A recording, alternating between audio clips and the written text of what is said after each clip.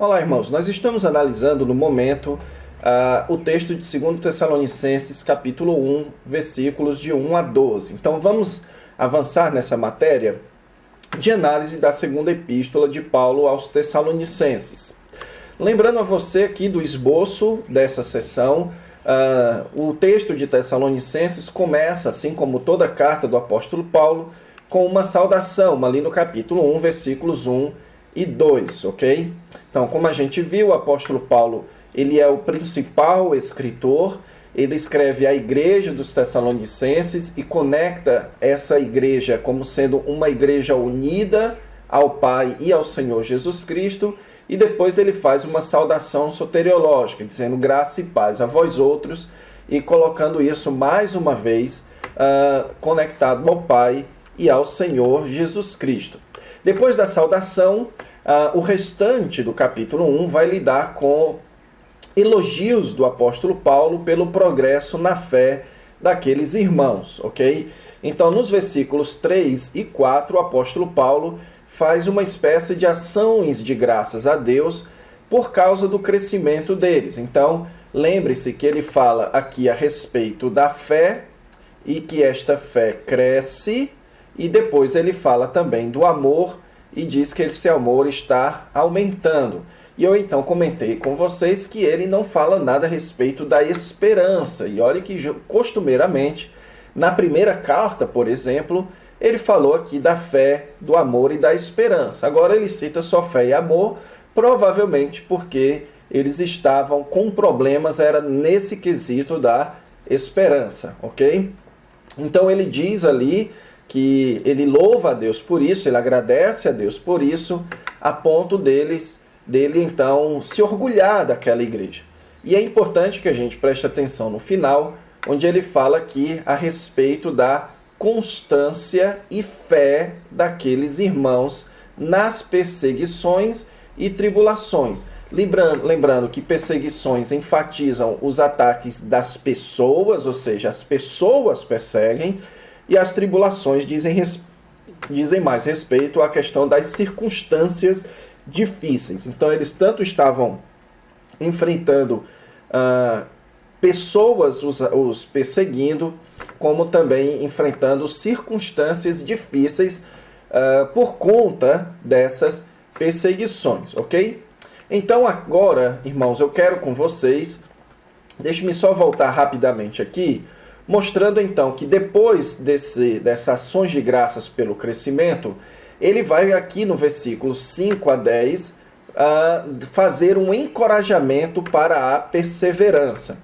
Então lembre-se que ele acabou de falar a respeito da fé aumentando e também do amor mútuo que eles tinham aumentando, ok? Agora ele vai fazer um encorajamento para que isso continue, um encorajamento para a perseverança. Na verdade, aqui no versículo 5 a 10, o apóstolo Paulo vai começar a trabalhar o quesito da esperança da parte deles.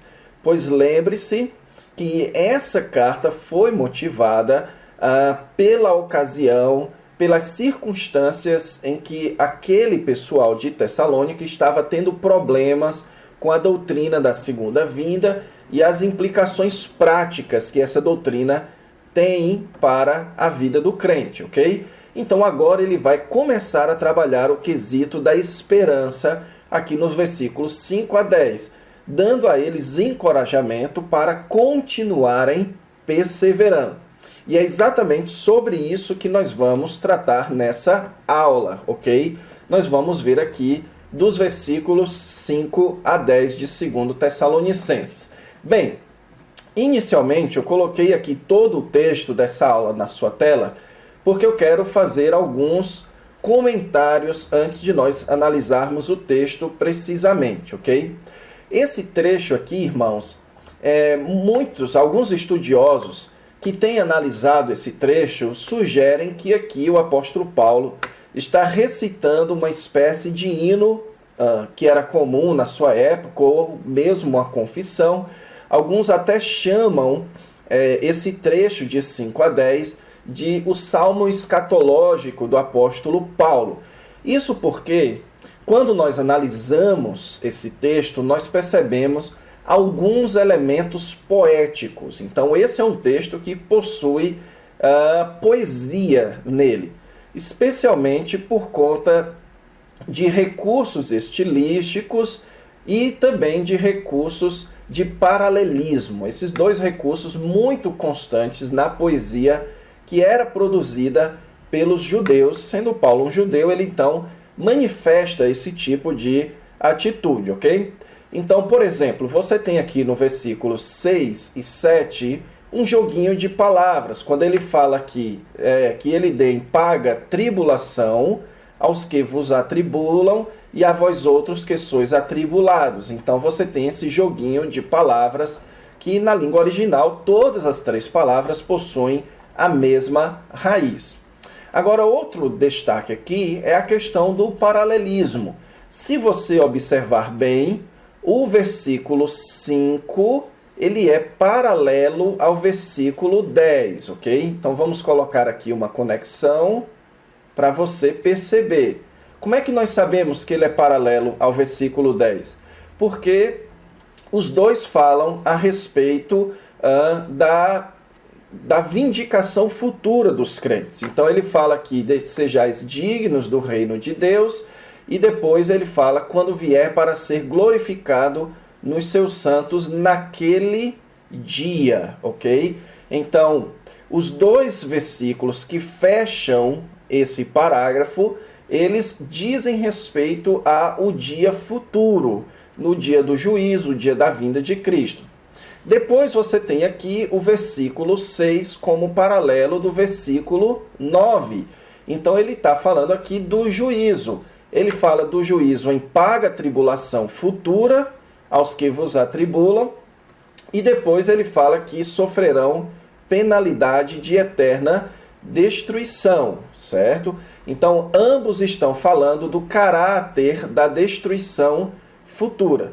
E então, versículo 7 e versículo 8 são paralelos também, ok? Então, ele fala aqui, e a vós outros que sois atribulados juntamente conosco, quando do céu se manifestar o Senhor Jesus Cristo com os anjos do seu poder. Então, isso daqui é o centro do paralelismo. Essa frase, quando do céu se manifestar Jesus, ele é o centro do paralelismo, ok? O que é que eu quero dizer com isso? Que todo o paralelismo, ele está girando em torno disso. Então, ele começa no versículo 5, falando da vindicação futura. Depois, ele passa aqui para a tribulação futura e o alívio futuro dos crentes na vinda de Cristo, ok? Depois, ele volta para a tribulação futura, aqui no versículo 8. Depois, ele volta para a penalidade futura dos que perseguem, e depois ele volta então para a vindicação futura. Tudo isso girando em torno do momento da vinda do Senhor Jesus Cristo, ok? Então, todo esse paralelismo aqui nos indica que nós temos aqui uma espécie de poesia hebraica que foi utilizada pelo apóstolo Paulo neste parágrafo para encorajar aqueles irmãos, ok? Então nós vamos analisar esse texto aqui e meditar um pouco também, analisar um pouco as questões doutrinárias que esse texto traz para a teologia. Então vamos começar aqui no versículo 5. Ele começa dizendo, sinal evidente do reto juízo de Deus. Então, essa expressãozinha, sinal evidente, certo? Na língua original é uma palavrinha só, e ela poderia ser traduzida como indicação. Ou seja, algo indica outra coisa. Então, o que Paulo está dizendo que é indicação do reto juízo de Deus? Voltando aqui no versículo 4, eu entendo que o que o apóstolo Paulo está dizendo que é indicação é tudo isso que tem colocado aqui no versículo 4. A constância e fé deles em todas as tribulações que eles suportam. Ou seja, o fato deles suportarem com constância e fé a tribulação é uma indicação do reto juízo de Deus. Ou seja, essa expressão reto juízo, a palavrinha juízo aqui, ela tem mais a ideia de julgamento, ok? Então, isso daqui, ou seja, as tribulações que eles estavam passando, ou o fato deles suportarem a tribulação, apontam para o julgamento futuro de Deus. Então, quando eles estavam passando pela tribulação, eles deveriam olhar para o julgamento futuro de Deus, que iria então considerá-los dignos do reino de Deus, certo? Então, o que o apóstolo Paulo está querendo dizer aqui é que o fato deles manifestarem constância e fé nas tribulações indicava que eles seriam considerados dignos do reino de Deus, certo? Pelo qual eles estavam sofrendo.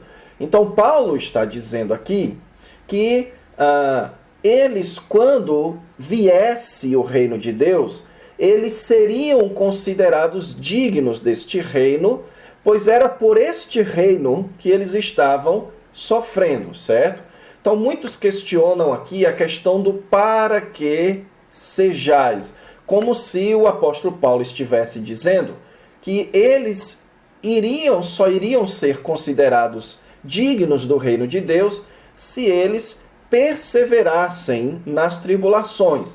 E então muitos concluem que isso significa, então, que alguém que não persevera, ele não é considerado digno, o que leva a gente a suspeitar que Paulo está ensinando uma espécie de salvação por obras. Mas não é isso. Se você voltar aqui no versículo 4, o apóstolo Paulo vai falar à vista da vossa constância e fé. Ou seja, o fato deles suportarem as tribulações indica que eles tinham perseverança, essa é uma outra tradução de constância, indicam também que eles tinham fé. Então, suportar tribulações por causa do reino é uma amostra de fé, certo? Então, de fato, só aqueles que suportarem as tribulações por causa do reino de Deus serão salvos. É isso que Jesus diz: aquele que perseverar até o fim, este será salvo.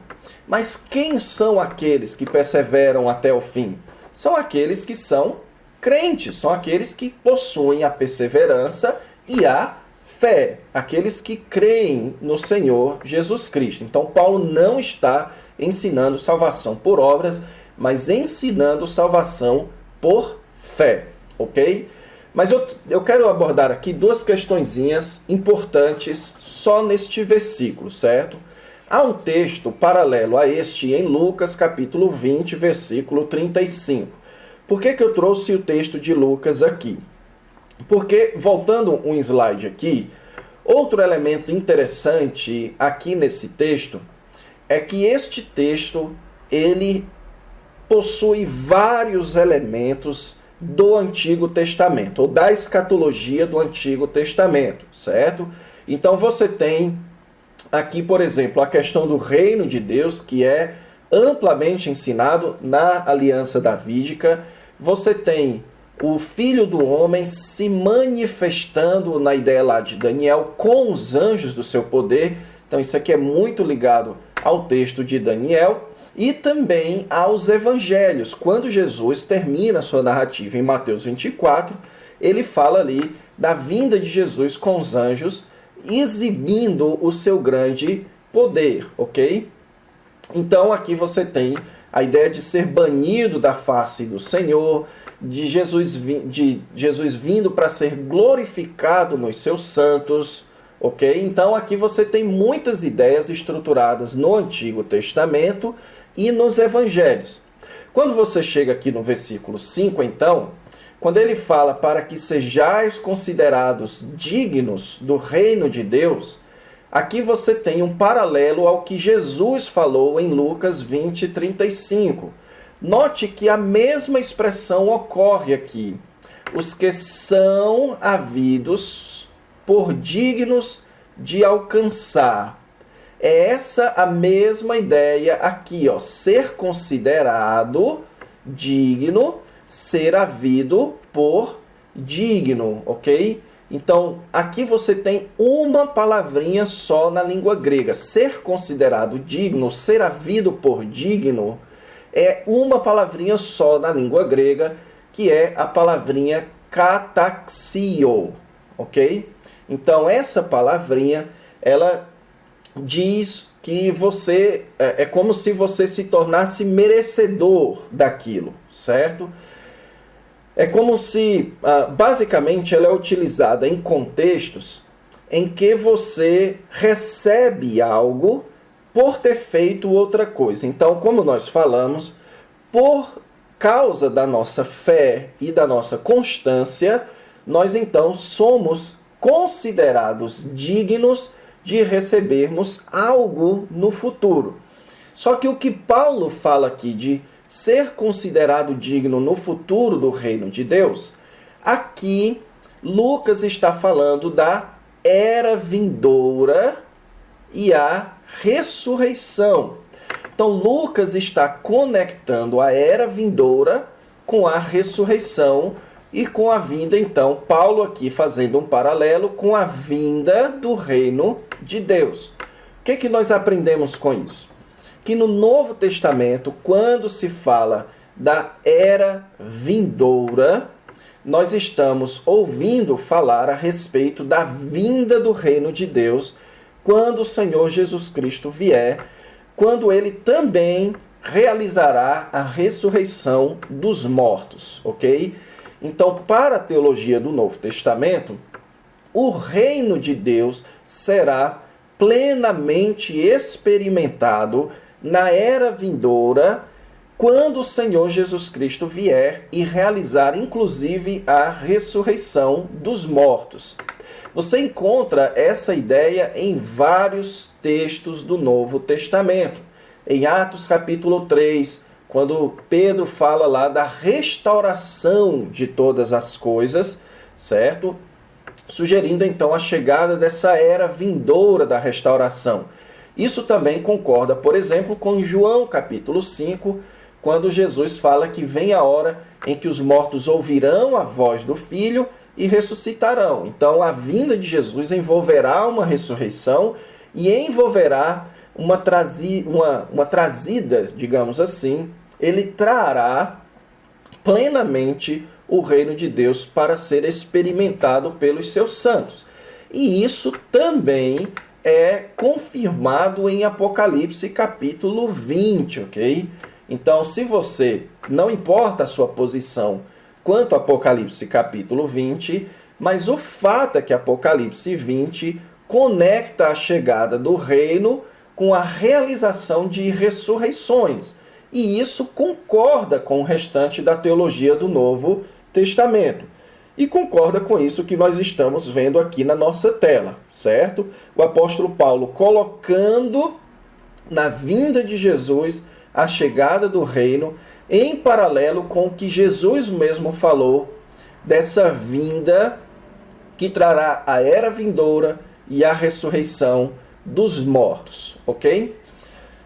Outro ponto importante aqui está em Atos capítulo 14 a 22, ok? Quando o apóstolo Paulo fala que através de muitas tribulações nos importa entrar no reino de Deus.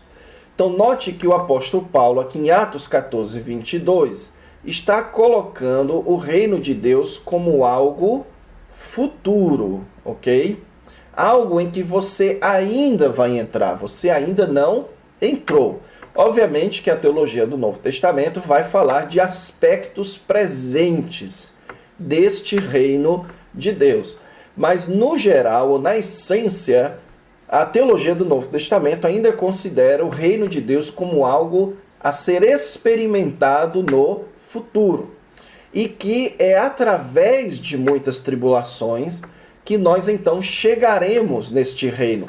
É a mesma ideia de 2 Tessalonicenses capítulo 1, versículo 5, ok?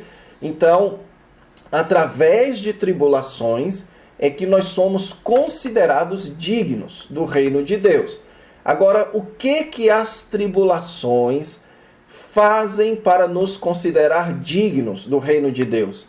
Elas nos levam a permanecer firmes na fé, ok? Então veja mais uma vez a menção de fé aqui. As tribulações, elas exibem a nossa fé, ok? Então elas não é que as tribulações, nós ganhamos o reino porque resistimos à tribulação. Não, nós ganhamos o reino porque a nossa fé nos levou a resistir às tribulações. Ou nós somos considerados dignos do reino porque, por causa da nossa fé, suportamos as tribulações. No final das contas, nós herdamos o reino futuro por causa da fé. Nós suportamos as tribulações por causa da fé. Por isso é que Paulo pode então conectar o passar por tribulações com o ser considerado digno de entrar no reino de Deus, ok? Então, esses dois textos que eu coloquei aqui servem para duas informações importantes no nosso conhecimento teológico, ok? Em primeiro lugar, o versículo 5, ligado ao livro de Lucas, capítulo 20, versículo 35, serve para nos mostrar que na teologia do Novo Testamento, tanto dos evangelhos quanto do apóstolo Paulo, o reino de Deus é uma realidade a ser experimentada no futuro, ok? Em sua plenitude. E que o presente é o momento onde nós sofremos por causa deste reino. Então nós já entramos no reino de Cristo, como Colossenses fala disso, certo? Então muitos outros textos vão mostrar isso, mas ainda não experimentamos este reino em sua plenitude, que virá no futuro, na era vindoura, quando a ressurreição dos mortos ela ocorrer, ok? Em segundo lugar, que o Novo Testamento não pode ensinar nem salvação por obras e nem está ensinando aqui a possibilidade da perda de salvação, como se Paulo estivesse dizendo que se alguém não suporta as tribulações, então a pessoa perde a salvação e por isso não entra no reino de Deus. Não. O que Paulo está dizendo aqui é que a nossa constância e fé nos indicam que seremos aprovados no juízo de Deus, que seremos considerados dignos do reino de Deus. O fato de sermos constantes e termos fé nas tribulações, isso sim é o que garante, então, a nossa salvação, ok? A salvação, ela pela graça mediante a fé. Então, se você é crente no Senhor Jesus Cristo, você vai suportar as tribulações. É isso que o apóstolo Paulo fala. Nós temos a necessidade de permanecermos firmes na fé, ok? Porque a fé é que é aquilo que nos traz a salvação, mediante a graça, mediante a fé, ok? Então, eram esses dois comentários que eu queria fazer aqui só no versículo 5. Então, vamos dar uma paradinha aqui, certo? Então, nós temos muita coisa ainda para ver nos restantes dos versículos, no restante dos versículos, certo? Mas, para que a gente não se prolongue muito aqui nessa aula, vamos ficar por hora apenas no versículo 5 e também mostrando o paralelismo aqui nesse texto, ok? Então vamos parar por aqui e na próxima aula então a gente avança aqui para os versículos 6 a 10. Então até a próxima aula, fique com Deus.